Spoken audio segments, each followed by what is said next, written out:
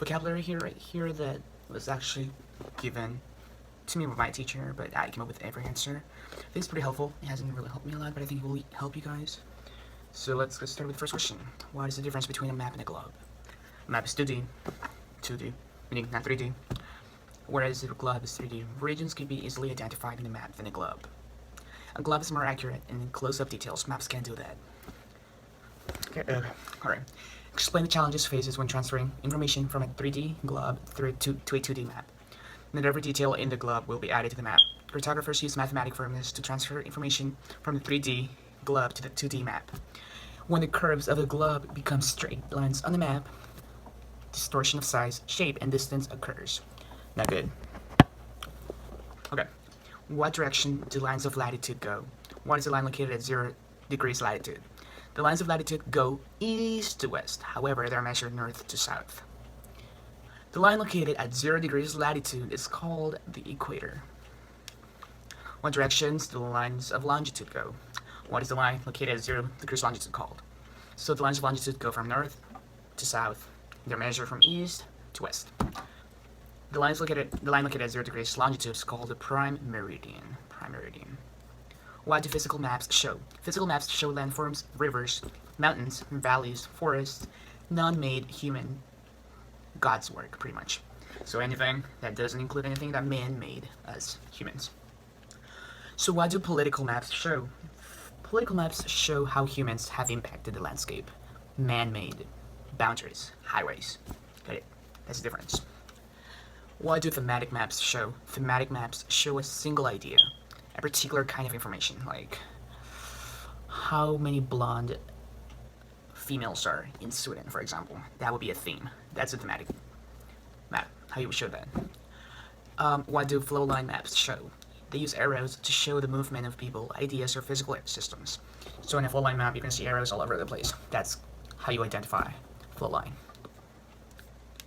What is archaeology and anthropology? Archaeology is the study of past things left behind, such as artifacts, for instance.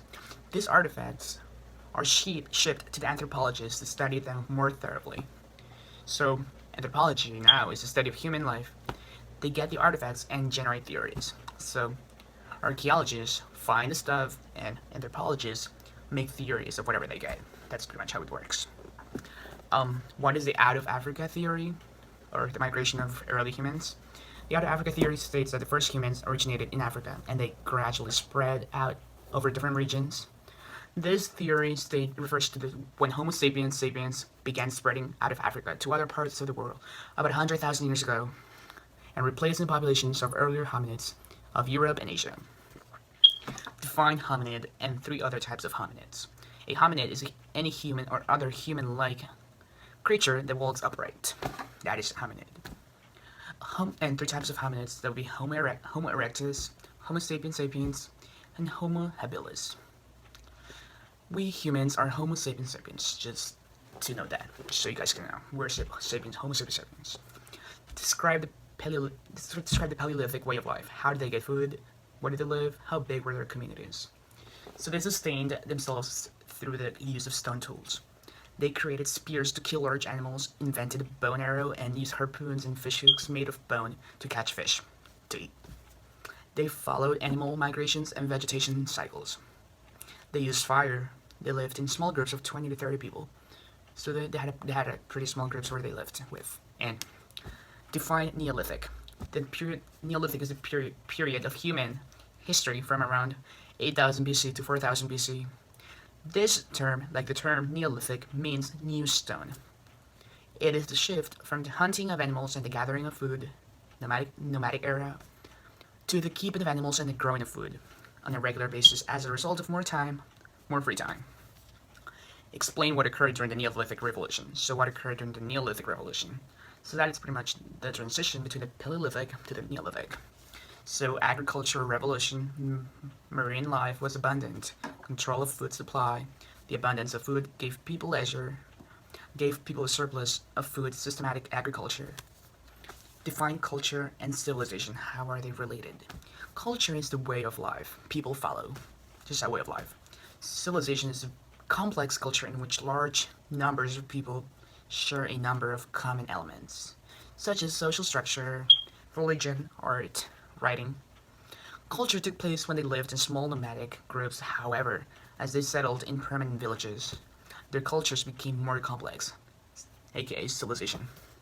What are the six characteristics of civilization? Social structure, writing, art, government, uh, cities. Six. That was really bad counting. Why did the first civilizations develop where they did? Because humans began to settle in permanent villages. Their cultures became more complex. Gradually, more complex cultures developed into civilizations. They developed in river valleys where people could carry on large-scale farming that was needed. Okay. Why was polytheism important in Mesopotamia? So polytheism was important in Mesopotamia because this was the only method or way people could rely on at the time, as they lacked the intellect and knowledge to know more. They looked at religion to answer the questions about life. Explained through innovations attributed to the Sumerians. Why did they not occur until the Neolithic Revolution? So why did these innovations not occur in Paleolithic? Three innovations were the ziggurats, which were temples dedicated to the god or goddess of the city, often built atop a tower, a massive step tower. Next, cuneiform. Cuneiform is a system of writing using a red stylus to create wedge-shaped impressions on record keeping on clay tablets. So it was like one of the first writing methods they discovered. The wagon wheel. So this wheel was used to help transport people from place to place and also trading.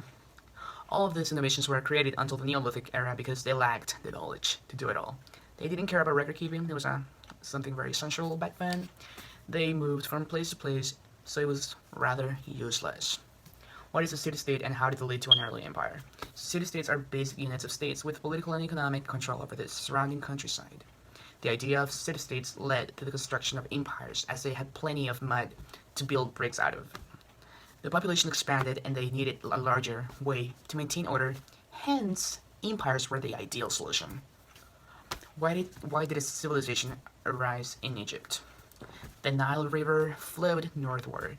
They grew up a surplus of food, thanks to the Nile. Its barriers provided protection from invasion. Civilization arose there because the Nile was the fastest way to travel the land, making communication easier. People wanted to grow food. It made trading easier, also. What is a pharaoh and what kind of religion existed in Egypt? A pharaoh originally means great house or palace. It was the most common of the various for ancient Egyptian monarchs. Egyptians had no word for religion, however, they had two different gods, the sun gods and the sun and land gods. Yeah.